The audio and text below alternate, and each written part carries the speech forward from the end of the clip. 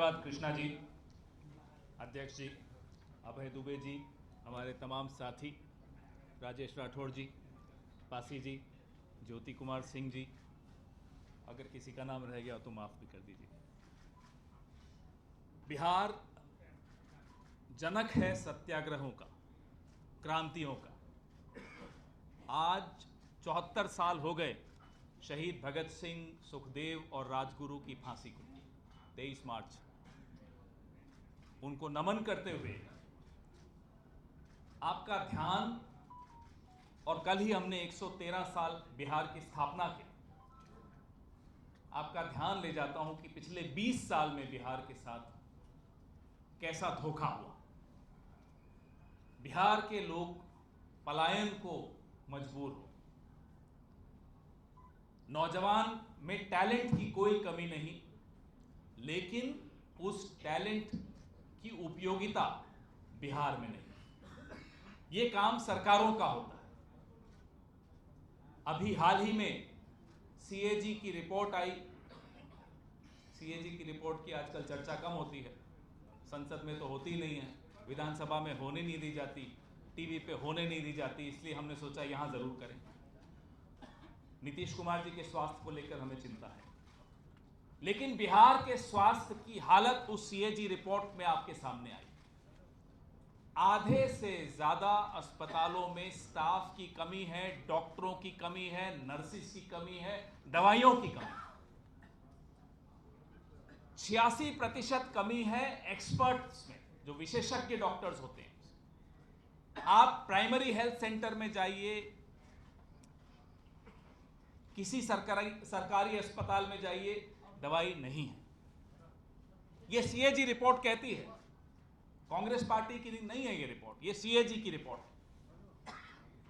और इसका नतीजा यह है कि बिहार के बच्चों में कुपोषण भारी मात्रा में बढ़ता जा रहा है। 6% से अब 9% में चला गया। बिहार की जो किशोरियां हैं उनमें अनीमिया इतना ज्यादा बढ़ गया है कि पूरे देश में लोग, एक्सपर्ट्स हैरान हैं कि बिहार को हो क्या गया। बात सिर्फ मुख्यमंत्री के स्वास्थ्य की नहीं है, बात इस राज्य के स्वास्थ्य की। अभी कृष्णा जी आपको बता रहे थे, इलाज की बात कर रहे थे, कैसे तेलंगाना ने इलाज किया।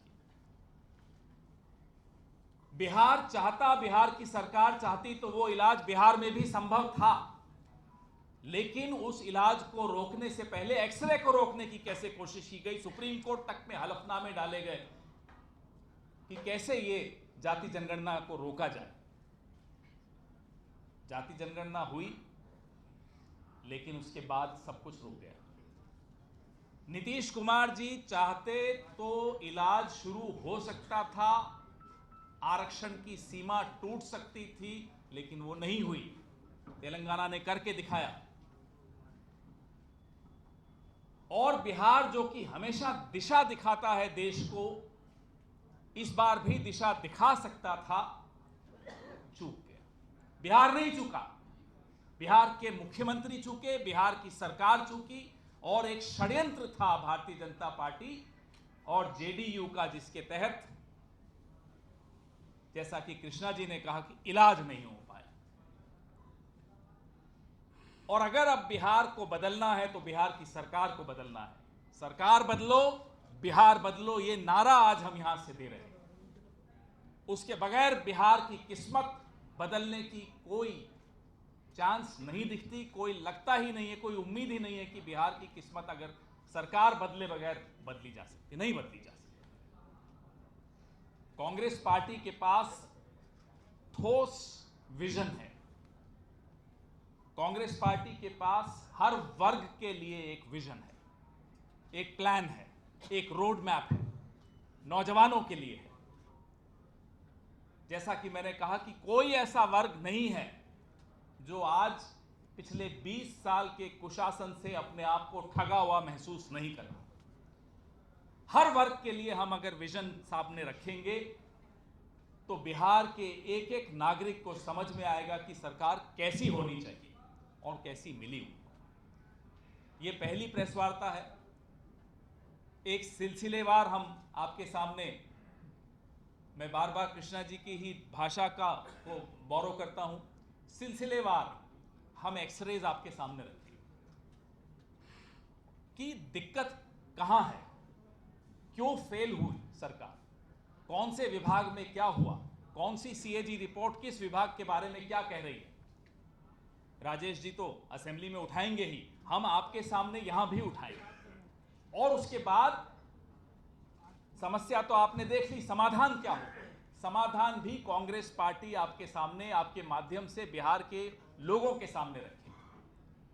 और हमें पूरी उम्मीद है बिहार बदलाव चाहता है, अपनी किस्मत में बदलाव चाहता है, अपने नौजवानों के भविष्य में बदलाव चाहता है, अपने वर्तमान में बदलाव चाहता है। और इसलिए बिहार जानता है कि बदलाव तभी संभव है जब सरकार को बदले।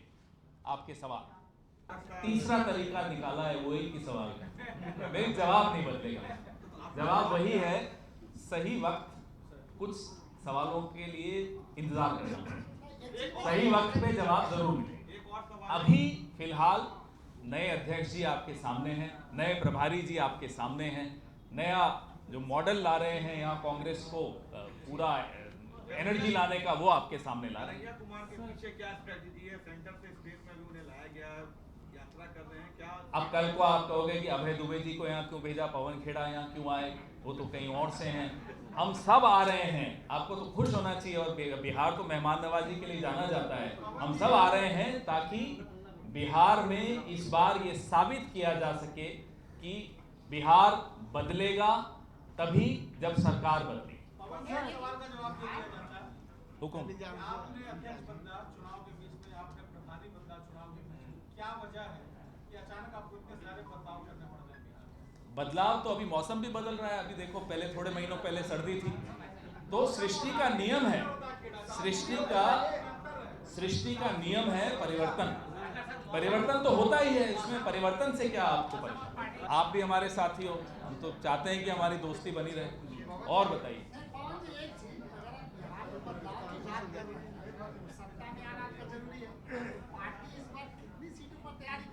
फिर ये चौथी तरीके से वही सवाल आया, मुझे बड़ा अच्छा लगता है। बिहार में जो ये बौद्धिक क्षमता है, बड़ी गजब की है, आनंद आ जाता है। एक बार क्या दिख रहा है, हमें भी बताइए। गठबंधन के बारे में जब भी सवाल होता था तो तब कांग्रेस नेता जो कहते थे कि नहीं हम तो आरजेडी के साथ रहेंगे। कभी आप कहें कि सही समय पर सही जवाब। अरे अभी 8 महीने हैं चुनाव में, 8 महीने हैं चुनाव में, सब अपने आप को मजबूत करने में लगे हैं, लगना भी चाहिए। तो अभी जो सवाल होने हैं, जो इस पे हम आए हैं, सीएजी रिपोर्ट है, नए अध्यक्ष हैं, नए प्रभारी हैं, आप इनके बारे में इनसे सवाल पूछिए, सीएजी रिपोर्ट के बारे में पूछिए। आज वो सुरभि राज की सुबह हत्या, कल रात को हत्या हुई, बड़ी गंभीर बातें हैं। जैसा बताया, पुलिस वालों पर हमले हो रहे हैं, लॉ एंड ऑर्डर की क्या हालत है, नीतीश कुमार जी के स्वास्थ्य की क्या हालत है, ये सब बातें बड़ी गंभीर हैं। No, we are worried, we are worried, we are worried for Bihar, we are worried for Nitish Kumar himself. ये किस तरह का प्रेशर उन पर डाला होगा, हमें ये नहीं समझ में आता कि आज उनके स्वास्थ्य की ये हालत हो गई। अब हमें चिंता इस बात की है कि इस स्वास्थ्य को लेकर वो पता नहीं उनसे क्या साइन लिए जा रहे हैं, बीजेपी क्या षड्यंत्र रच रही है। ये चिंता प्रत्येक बिहार के नागरिक की है।